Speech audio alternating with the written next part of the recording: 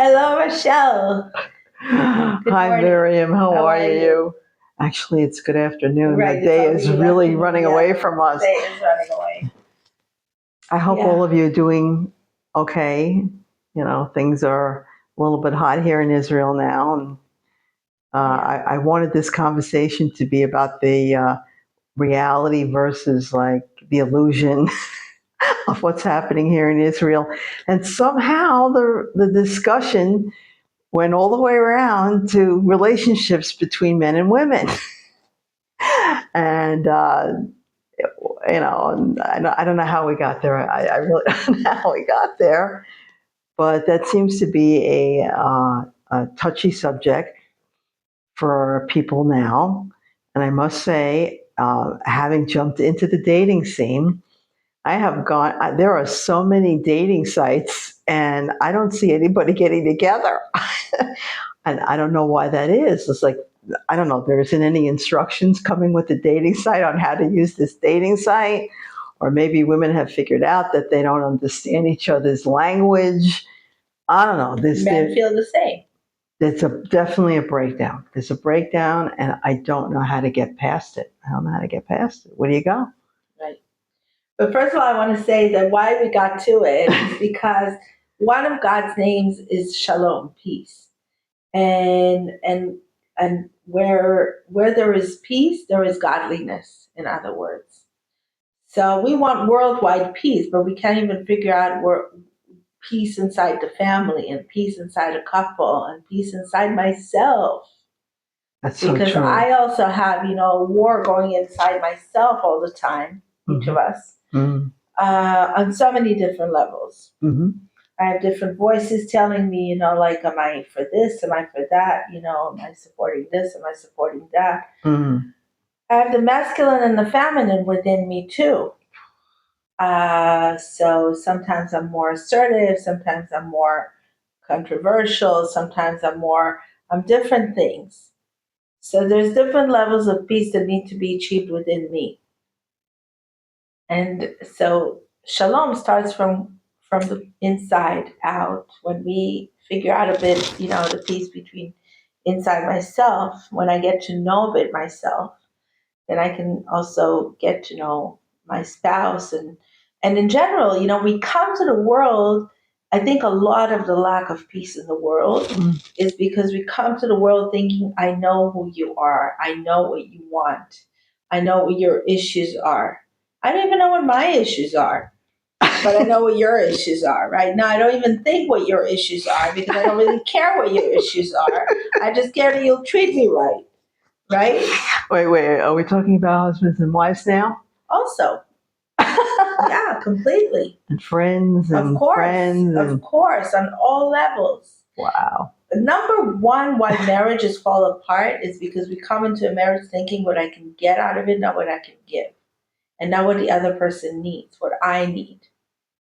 If we would be all coming from a place of what I can give you, right? I've seen so, and there's another level to it. There's the level of like, even if I love you with my utmost, and you don't have the vessel to receive my love, I've seen many marriages fall apart on that. One spouse being completely loving and giving, and the other spouse, sometimes they give back or not, but usually it's the one that don't give that also don't know how to receive, don't know how to be loved. They're lacking self-love. And the self-love is usually being expressed with arrogance or with like putting down the other spouse. So, but it's a lack of self-love. You think that God put the masculine and the feminine in every single person to help them come to some understanding or awareness of? Yes, definitely. Definitely. We're coming into this world unperfected. We're coming to this world to perfect ourselves, to balance out the feminine and the masculine within us. And we're doing it through the reflection of our spouse and the masculine and the feminine within them.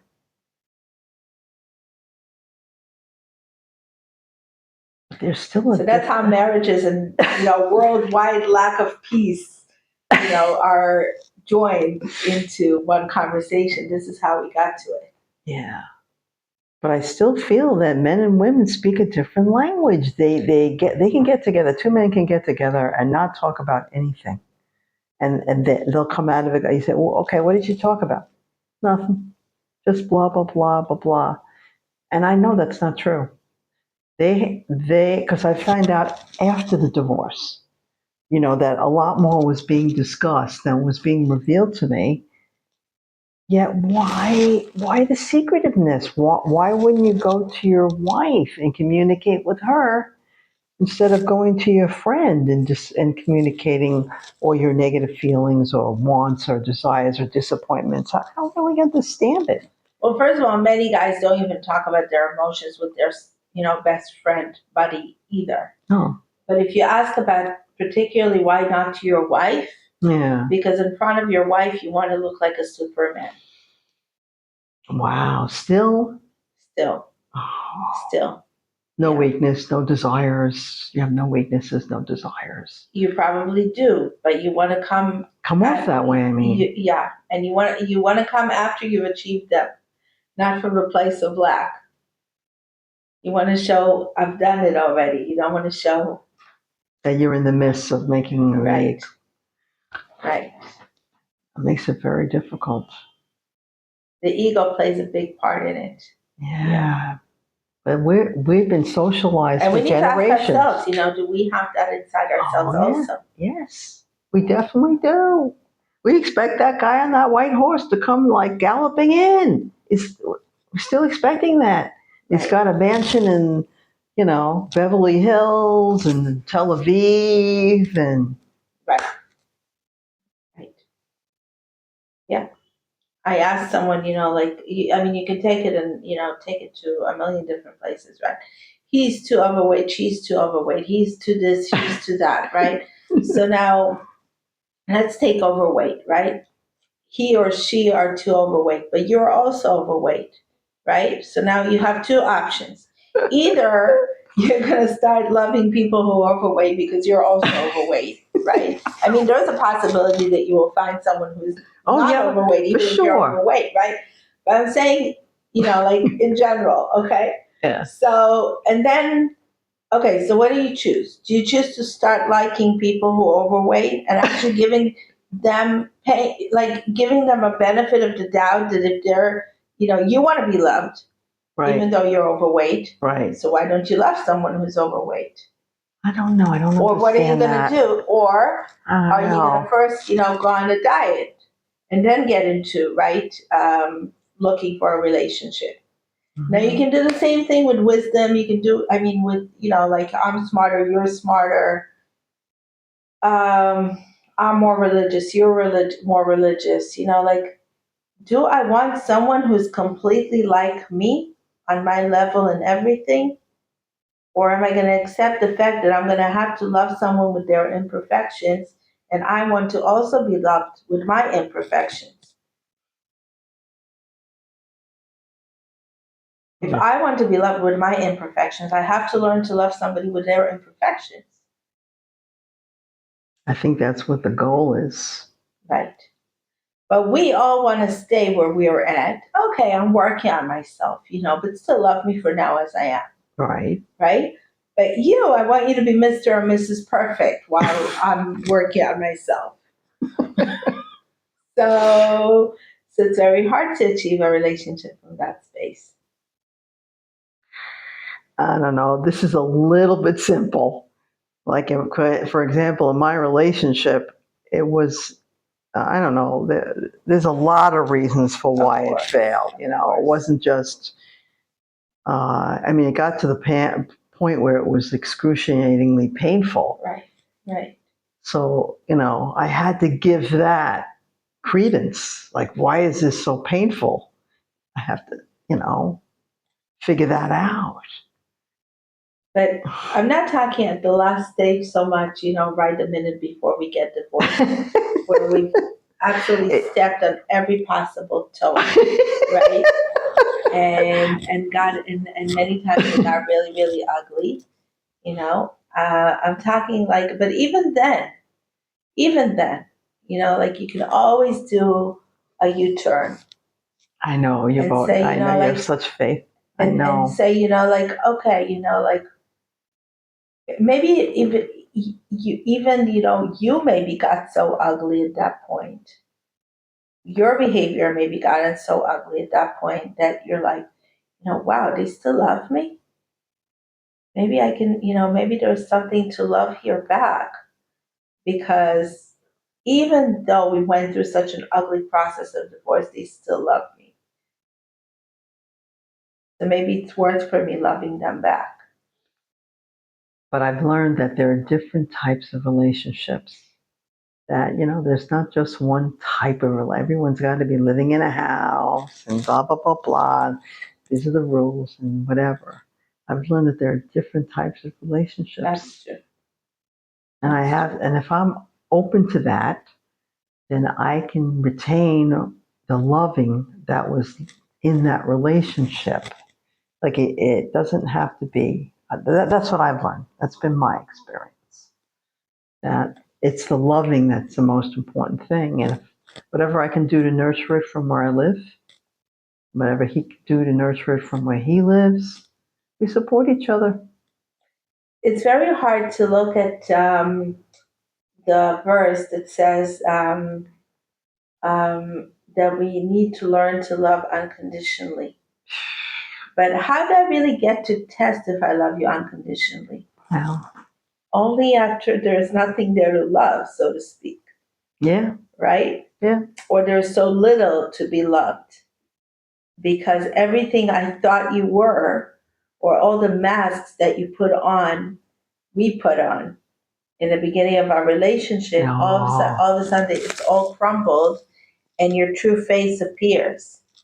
Now, when your true face appears, maybe all the things that I thought that were there are not there, but new things have appeared to me. But you have to be open to that. Exactly. And Wow. then you could say, like again, you can always say, is it really an unconditional love? But the truth is, one of our ultimate purposes in the world is to learn to love unconditionally. Because that's how Hashem loves. Exactly. And we want to be like him. I know. We're working on it. We are. We're We are. working on it. It's not something that We can are. happen overnight. Right. And we go through another relationship and another It's relationship. true. And in a way, like every dating experience that we have is another reincarnation of Really. ourselves, so to speak. Yeah. Right? It's like you can go through a 10-year-old marriage, or you can go through a couple of dates that have taught you, or one date that have taught you something about yourself. That's true. Do we get that from our girlfriends? Like, do we have that? Like, do we get that? That I same think kind of so. learning? I think we get a lot from our roommates, even from spending Shabbat together and noticing our patterns, noticing how we experience our time alone, together, you know, what do we expect from each other? How do we communicate what we expect from each other?